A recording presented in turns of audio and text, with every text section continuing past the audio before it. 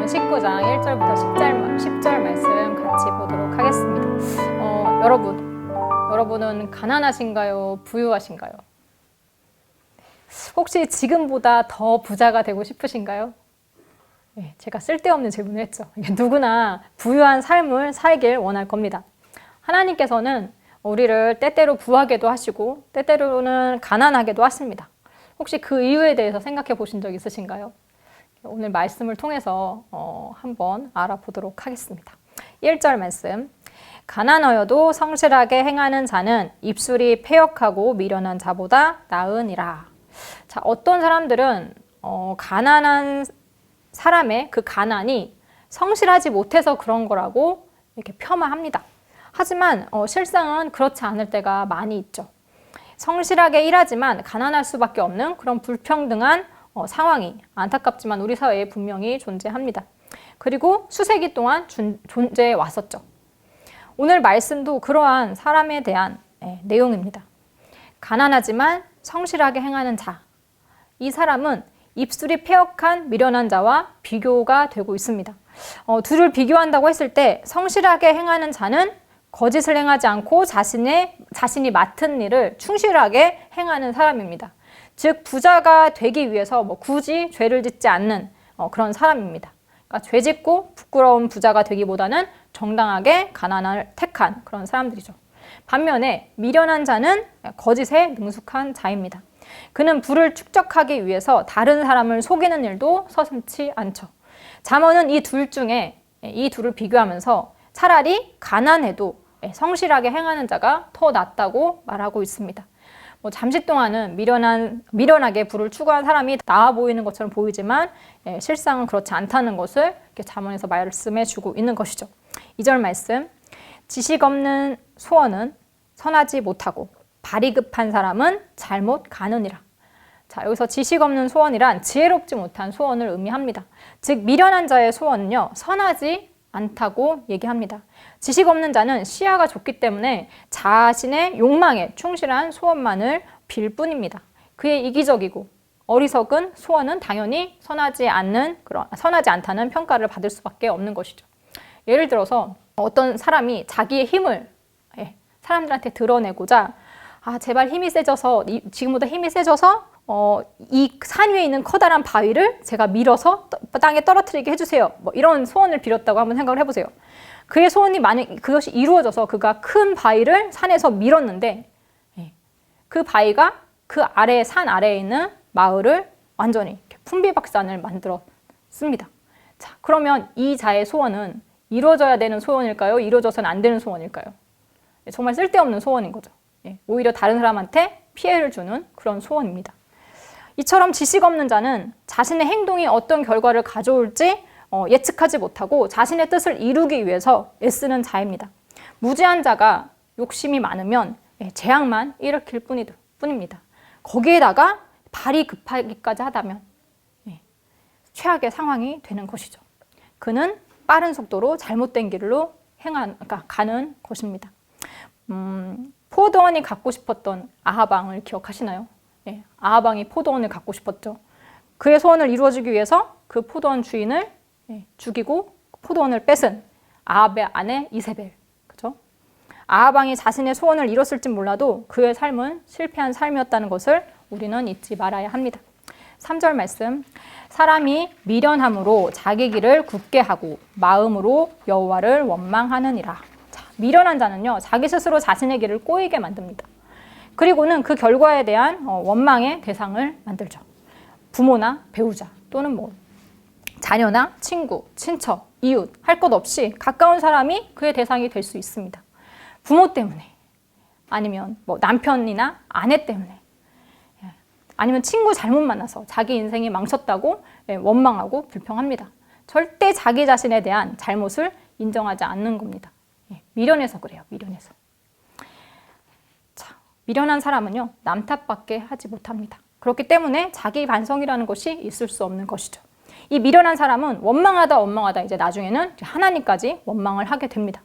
본인이 잘못한 것은 생각하지 않고 하나님께서 안 좋은 환경에 내가 태어나게 해주셔서 돈 많은 부모님을 안 줘서 나쁜 배우자를 만나서 그래서 자신이 그런 잘못을 저질 수밖에 없었다라고 모든 책임을 하나님께 돌리고 하나님께 막 자신의 분노를 표하는 것이죠. 하나님을 모르기 때문에 미련한 자는 하나님을 모독하는 그런 행위를 두려움 없이 할 수 있는 것입니다. 4절 말씀. 재물은 많은 친구를 더하게 하나 가난한 즉 친구가 끊어지느니라. 자, 잠언은요, 재물 자체에 대해서는 부정적으로 얘기하지 않는다고 제가 말씀드렸었어요. 정직하게 성실하게 번 재물은 그 재물에 대해서는 긍정적으로 얘기를 합니다. 재물은 우리의 삶에 굉장히 유용한데 그 중 하나가 친구를 많게 한다는 것입니다. 일단 돈이 많으면 주변에 사람들이 많이 모이게 되어 있죠. 그게 현실입니다. 물론 그 많은 친구들이 진짜 친구인지 아닌지에 대해서는 우리가 의심이 들 수도 있겠지만 그렇죠. 그리고 가난하면 친구가 끊어진다고 했습니다. 아마도 친구의 가난이 부담스럽기 때문일 겁니다. 또 가난한 사람 입장에서도 친구가 부담스러울 수 있어요. 왜냐하면 친구랑 만나면 뭐 커피라도 한잔 해야 되는데 그 돈이 없으면 친구를 만나는 것 자체가 또 부담이 되는 것이죠. 그래서 가난은 인간관계에 있어서 너무 많은 어려움을 줍니다. 돈이 없어서 연애도 포기하고 결혼도 포기하고 자녀도 포기하는 산포시대라는 말씀 이렇게 들어보셨을 거예요. 부부가 싸우는 것도 대부분 돈 문제 때문입니다. 그래서 이 경제적인 문제로 이혼하는 가정도 많이 있죠. 너무 안타깝지만 그것이 현실입니다. 잠언은 이러한 현실을 그대로 서술하고 있는 것이죠. 5절 말씀. 거짓 증인은 벌을 면하지 못할 것이요 거짓말을 하는 자도 피하지 못하리라. 거짓은 하나님께서 혐오하는 것입니다. 그리고 위증은 중범죄입니다. 위증하는 자도 거짓말을 하는 자도 벌을 받을 것이라고 했죠. 그것이 하나님의 법입니다. 이 말씀이 가난한 자와 부유한 자에 대한 그 내용이 있는 사이에 등장하는 이유는 아마도 가난해서 당할 수 있는 일들에 대해서 말하고 싶기 때문일 것 같아요. 재물을 거짓말을 하는데 사용한다면 그것은 반드시 하나님께 책만 받을 일이라는 것이죠. 우리에게 주어진 재물은 선하게 잘 사용되어야 합니다. 그렇지 않으면 그 재물이 오히려 우리를 망하는 길로 인도하기 때문입니다. 6절 말씀. 너그러운 사람에게는 은혜를 구하는 자가 많고 선물 주기를 좋아하는 자에게는 사람마다 친구가 되느니라. 자, 너그러운 사람과 선물 주기를 좋아하는 사람의 공통점이 뭘까요? 둘 다 남에게 도움을 줄 수 있을 만큼 여유를 가진 사람들이라는 것이죠. 너그러운 사람 또는 유력한 사람이라고도 할 수 있는데 이 사람은 은혜를 구하기 위해서 도움을 요청하고자 다가가는 사람들이 많습니다. 또한 선물 주기를 좋아하는 사람에게도 친구가 되고자 하는 그런 사람들이 넘쳐날 것이죠. 도움을 받고 선물을 받고 무언가를 받기 좋아하는 많은 사람들이 그들을 따를 것입니다. 6절 말씀은 위에 4절처럼 현실을 말해주고 있는 것이죠. 7절 말씀. 가난한 자는 그의 형제들에게도 미움을 받거든 하물며 친구야 그를 멀리하지 아니하겠느냐. 따라가며 말하려 할지라도 그들이 없어졌으리라. 자, 6절에 너그러운 사람, 또 선물 주기를 좋아하는 사람과 반대로 가난한 자는 친구도 멀리할 뿐만 아니라 형제들에게도 미움을 받는다고 했습니다. 물론 여기서 미워한다는 것은 감정적인 그런 내용이 아니라 그냥 그를 피한다는 그런 의미죠. 가난한 사람들이 가정이나 사회에서 소외되는 일은 어느 시대에나 있는 일입니다. 사람들이 따라가면서 말을 하려고 해도 주위의 사람들은 금방 사라지고 만다고 했어요. 어느 누구도 그들의 말에 귀를 기울여주지 않는다는 것이죠. 그래서 오늘 이 말 참 많이 하는 것 같은데 바로 이게 현실이라는 겁니다. 사람들은 자신도 모르는 사이에 그가 꼭 의도하지 않더라도 내게 도움을 줄 수 있는 사람과 오히려 내가 도움을 줘야 되는 사람, 이것을 판단을 하게 돼요. 그리고 그 판단에 따라서 자신의 태도가 달라지는 것이죠. 그렇게 무시당하는 입장에서는 비참함을 느낄 수밖에 없겠죠. 자, 이 시점에서 우리는 다시 한번 1절 말씀을 생각을 해봐야 합니다. 이렇게 좋은 거 하나 없는 이 가난보다 미련한 것이 더 안 좋다고 말했던 1절 말씀을 기억하세요. 그만큼 미련한 것에 대해서 우리가 주의해야 함을 주장하는 것입니다. 그 이유는 8절에 나옵니다. 8절 말씀. 지혜를 얻는 자는 자기 영혼을 사랑하고 명철을 지키는 자는 복을 얻느니라. 자, 지혜와 명철이 최고죠. 자, 우리는 보이는 육을 사랑하며 사느라 눈에 보이지 않는 자신의 영혼이 죽어가는 것을 보지 못할 때가 많습니다. 하지만 지혜를 얻는 자는 자기 영혼을 사랑한다고 했습니다. 그의 영이 잘 되는 것이 무엇인지 지혜로운 사람은 아는 것이죠. 그렇게 명철을 지키는 자는 좋은 것, 선한 것을 얻게 될 것입니다. 9절 말씀. 거짓 증인은 벌을 면하지 못할 것이요 거짓말을 뱉는 자는 망할 것이니라. 다시 한번 5절과 유사한 거짓 증인과 거짓말을 뱉는 자에 대한 그런 경고가 나오고 있습니다. 이번에는 벌을 면치 못한다는 말과 더불어서 좀 더 강하게 망할 것이라고 그렇게 단정하고 있죠. 미련한 자의 거짓됨은 멸망의 결과를 가져옵니다. 10절 말씀. 미련한 자가 사치하는 것이 적당하지 못하거든 하물며 종이 방백을 다스림이랴. 자, 미련한 자의 사치. 이것은 적당하지 못한 일이라고 했습니다. 미련한 자는 위에서 이게 거짓으로 부를 쌓은 자를 가리키겠죠.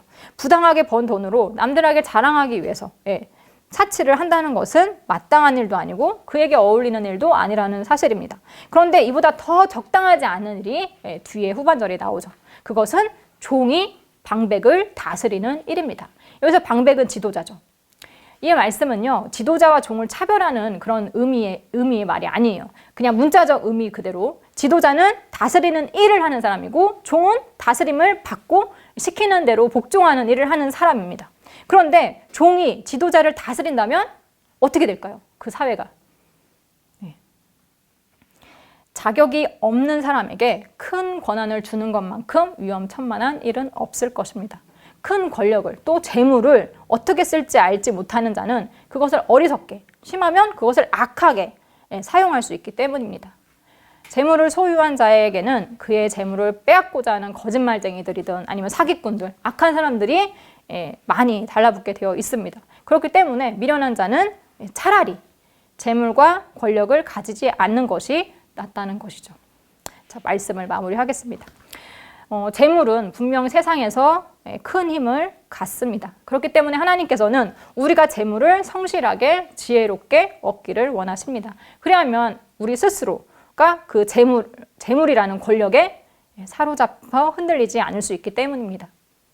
미련하게 얻은 재물로 흔들리다가 망하는 길로 갈 바에는 가난한 것이 더 낫다라는 것이죠. 부자가 되고 싶다면 지혜를 먼저 구하시기 바랍니다. 오늘 말씀 여기서 마치겠습니다.